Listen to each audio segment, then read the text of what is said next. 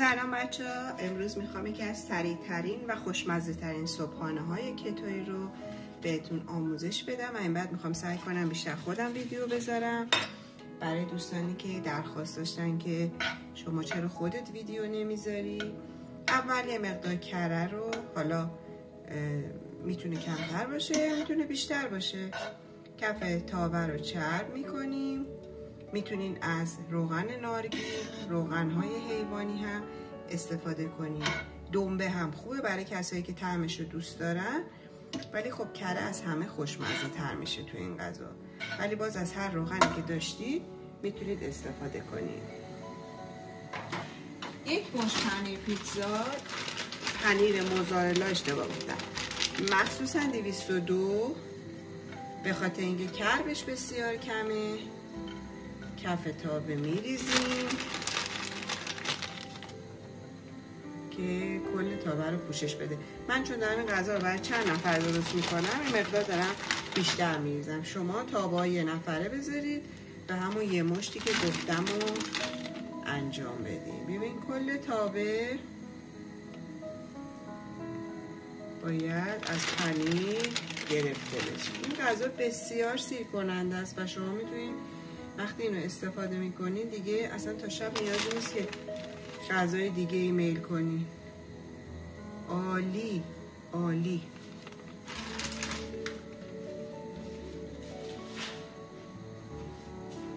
صبر میکنیم که آب بشه. میتونیم هم درشو بذاریم زودتر آب بشه.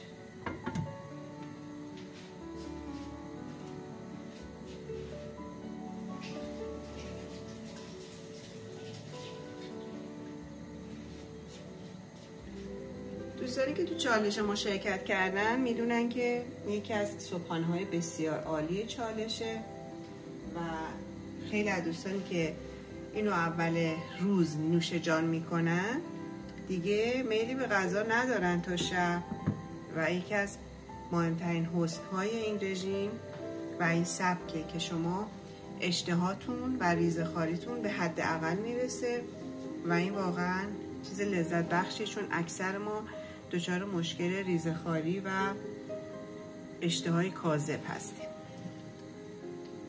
خب داره آب میشه، باید صبر کنیم کاملا آب بشه و حالت کمی تدیک به خودش بگیره. حالا برای شروع میتونین اولش از مقدار کم درست کنین تا دستتون را بیفته تا کم کم اوستاکار بشین. ببینین داره قلقل میکنه. میتونین جاهایی که پنیر نداره رو پخش کنین که همه جا یکسان باشه.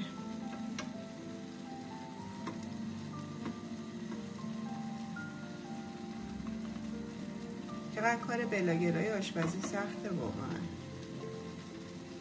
باید هم صورت عمل داشته باشن، هم توضیحات مفید بدن. خیلی سخته.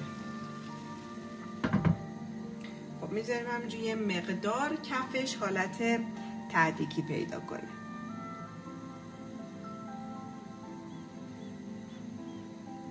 دوستان برای رفاه حال شما توی روبیکا، توی ایتا، بله، تلگرام کانال هایی گذاشتیم، هم برای فروش محصولات هم برای آموزش ها و نکات مهم این سبک. اگه خواستین حتما پیام بدین براتون ارسال کنیم. توی پیج و توی سایر پلتفرم ها هم گذاشتیم، پین شده. ولی باز اگه دوستانی دسترسی نداشتن تا به الان پیام بدن، براشون کل لینک هایی که داریم در اپلیکیشن ها و پلتفرم های مختلف براشون ارسال میشه. خب ببینید به این شکل رسید. حالا بعضی از دوستان میتونن اگه خیلی برشته تر دوست دارن بذارن کمی برشته تر بشه. اگر نه به این مرحله که رسید میتونین تخم مرغاتون رو، حالا من برای این حجم 3 تا تخم مرغ زدم، تخم مرغ‌ها رو بزنین و بریزید روی پنیرتون.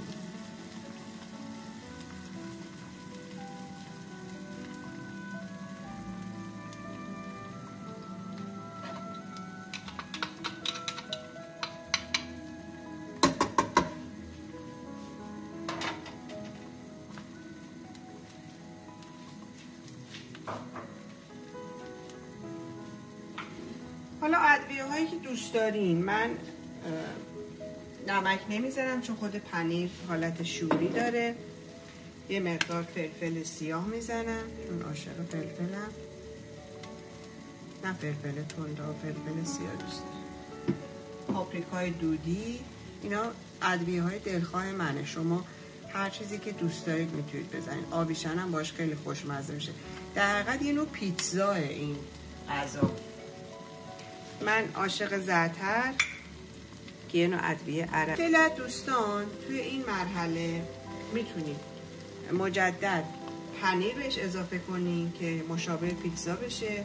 خیلی از دوستان هم میتونین، یعنی یه چیز سلیقه‌ایه، میتونین خیلیاتون این کارو بکنین. میتونیم همینجوری بذارین آماده بشه و در نهایت در انتهای کار اون قسمت هیجان انگیزش انتهای کاره که بهتون نشون میدم.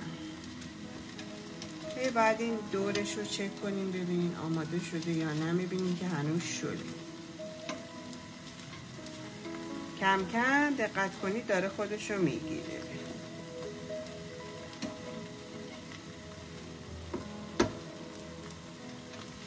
دور تا دور آزادش میکنیم.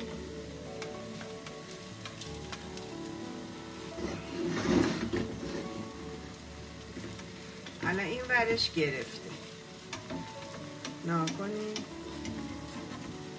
حالا این ور رو اما میتونین اینو به صورت 4 قسمت کنید، مثل برش های پیتزا میل کنید. هم میتونین برش گردونید. تازه اون دوستانی که پیتزاهای ما رو توی چالش درست میکنن میدونن که کلی میتونن تاپینگ مختلف روی این قسمت داشته باشن که خوشمزه و لذیذ بشه و یه غذای کامل باشه. چون صبحانه است من دیگه ساده درستش کردم و اینو برمیگرده.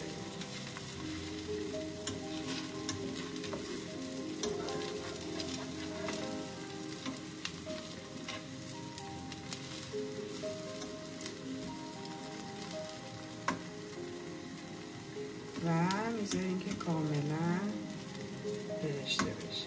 این الان خودش آماده است. حالا اون دیگه سلیقه خودتونه که دوست دارید برشته تر بشه، دوست دارید همینجوری میل کنید، دوست دارید نصفش کنید، دوست دارید همینجوری سروش کنید و یه غذای بسیار کامله.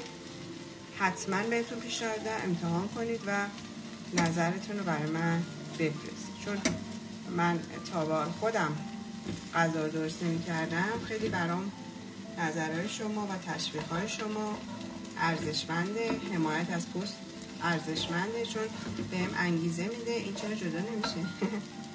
چون بهم انگیزه میده که بتونم پست‌های بهتری براتون آماده کنم. این چقدر ظاهر خوشگل و خوشمزه‌ای داره.